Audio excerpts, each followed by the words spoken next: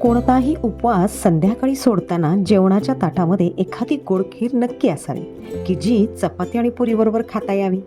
गाजराच्या सीझनमध्ये गाजराची खीर नक्की करून पहा किती छान दिसते खीर. तुम्हाला जर अशी खीर बनवायची असेल तर व्हिडिओ शेवटपर्यंत नक्की पहा. जर हा व्हिडिओ तुम्हाला आवडला तर व्हिडिओला लाईक करा, चॅनलला सबस्क्राईब करा आणि बेल आयकॉनवरती क्लिक करा.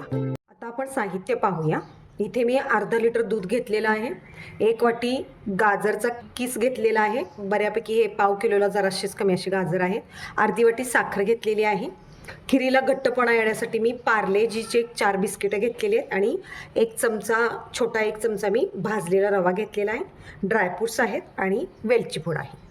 कढई गरम झालेली आहे. आता आपण यामध्ये 2 चमचे घरचे साजूक तूप टाकून घेऊया, कोणतेही टाकलात तरी चालेल. आता यामध्ये 1 वाटी मी गाजराचा किस घेतलेला होता तो टाकून घेऊया आणि हा मंद आचेवर आपण काय करूया, भाजून घेऊया सगळा. गाजर हे खाण्यासाठी उत्तम आहे, जे डोळ्यांसाठी चांगलं मानलं जातं आणि गाजरच्या सीझनमध्ये गाजर मुलांनी खावं. मग गाजरची मिठाई आहे जी मी पहिल्या एका व्हिडिओमध्ये दाखवलेली आहे. त्याचबरोबर सगळ्यात सोपा प्रकार हा आहे की गाजरची खीर. अशा पद्धतीने हा मंद गॅसवरती 5 मिनिट मी काय केलेलं आहे, तुपामध्ये हा गाजराचा किस परतून घेतलेला आहे, म्हणजे भाजून घेतलेला आहे. आता यामध्ये आपण अर्धा लिटर जे दूध आहे ते दूध ओतून घेऊया. हे अशा पद्धतीनं दुधाला उकळी येईपर्यंत हे हलवत राहूया आणि बारीक गॅस करून एक 10 मिनिट तो गाजराचा किस दुधामध्ये आपण शिजून देऊया.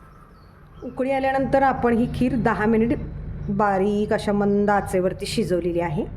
त्याच्यामध्ये आता मी सांगितलेलं होतं की घट्टपणासाठी आपण काय करायचं आहे, पार्लेची जी बिस्किट आहेत मी आता या 4 पैकी फक्त 2च घेते आहे, कारण जरा पातळच खीर ठेवायची आहे. जर तुम्हाला घट्ट हवी असेल तर अजून जरा तुम्ही घेऊ शकता. तर हे काय करायचे, मिक्सरच्या भांड्यामध्ये बारीक करून घ्यायची आहे.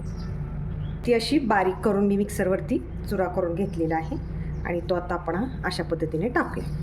जर तुम्हाला हे बिस्किट जर नको असेल तर तुम्ही काजू बदाम भिजवून त्याची पेस्ट करून टाकलात तरी चालेल, किंवा तांदूळ जे असतात आपले ते तांदूळ भिजवून त्याची पण पेस्ट करून तुम्ही याच्यामध्ये टाकू शकता, म्हणजे खिरीला घट्टपणा येण्यासाठी ते आहे. पण बऱ्यापैकी पार्लेजीची बिस्किटे ही असतात मुलांना खायला आणलेली, त्यातली 1-2 बिस्किटे आपण घट्टपणासाठी वापरली तर त्याची टेस्ट जरा वेगळी अशी येते, ग्लुकोजसारखी अशी टेस्ट येते. आणखीन एक आहे की मी छोटासा एक पोह्याचा चमचा जो आहे तो बारीक असा भाजलेला रवा मी ह्याच्यामध्ये टाकत आहे आणि हे सगळं आपण काय करूया, मिक्स करून घेऊया आणि यामुळे काय होईल की आपली खीर घट्ट व्हायला मदत होईल. आता यामध्ये आपण पाव वाटी आपण साखर घालूया. ज्यांना जास्त गोड हवे असेल त्यांनी अर्धी वाटी साखर घातला तरी चालू शकेल. आता साखर घातल्यानंतर पण एक 5 मिनिट ते शिजून द्यायची आहे, म्हणजे साखर विरघळायला हवी. आणि नंतर मग त्याच्यामध्ये वेलची पूड आणि ड्रायफ्रूट्स घालायचे आहेत. ड्रायफ्रूट्स ऑप्शनल आहेत, पण जर घातला तरी चालू शकेल. अशा पद्धतीनं साखर घातल्यानंतर थोडा वेळ त्याला 1-2 मिनिट हलवून घेतल्यानंतर ती विरघळलेली आहे साखर. आता यामध्ये काय करूया आपण, अगदी शेवटी अशी 1 चमचा मी वेलची पूड टाकते स्वादासाठी आणि त्याच्यानंतर हे मी ड्रायफ्रूट्स घेतलेले आहेत, काजू बदाम आणि मनुके.